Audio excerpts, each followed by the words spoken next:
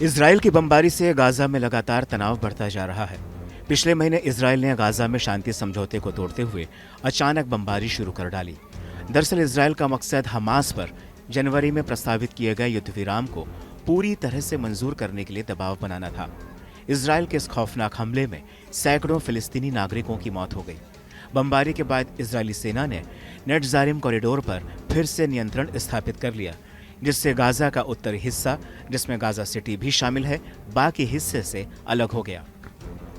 הלילה ברצועת עזה העברנו הילוך.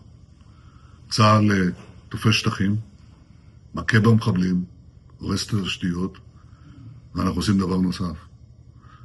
אנחנו תופסים את ציר מורג. זאת תהיה הפילדלפי השנייה, ציר פילדלפי הנוסף. משום שאנחנו עכשיו מבטרים את הרצועה, ואנחנו מוסיפים את הלחץ צעד אחר צעד, כדי שיתנו לנו את חטופינו. וככל שלא ייתנו, כך הלחץ יגבר עד שייתנו. אנחנו נחושים להשיג את יעדי המלחמה, ואנחנו פועלים בלא לאות, עם קו ברור, ועם משימה ברורה. ובעזרת השם, בעזרת חיילינו הגיבורים, אנחנו גם נשיג אותה. Israel के रक्षा मंत्री ने यह भी संकेत दिया कि इजराइल गाजा के बड़े हिस्सों को नियंत्रण में लेकर उन्हें अपने सुरक्षा क्षेत्रों में शामिल करेगा।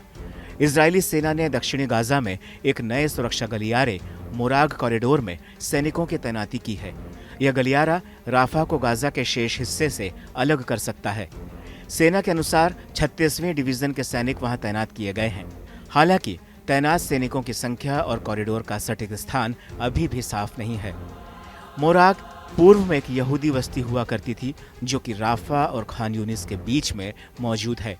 इजरायली मीडिया के प्रकाशित मैप में यह नया गलियारा पूर्व से पश्चिम तक गाजा की संकरीय तटीय पट्टी में दिखाया गया है। नेतन्याहू ने इसे दूसरा फिलाडेल्फी कॉरिडोर बताया है, जो कि मिस्र के साथ दक्षिणी सीमा की ओर संकेत करता है। यह इलाका पिछले मई से इजरायली नियंत्रण में है। इन्हीं घटनाओं के बीच व्हाइट हाउस के एक अधिकारी ने पुष्टि की है कि इजरायल के प्रधानमंत्री बेंजामिन नेतन्याहू सोमवार को अमेरिकी राष्ट्रपति डोनाल्ड ट्रंप से मुलाकात करेंगे। यह उनकी व्हाइट हाउस में दूसरी बैठक होगी।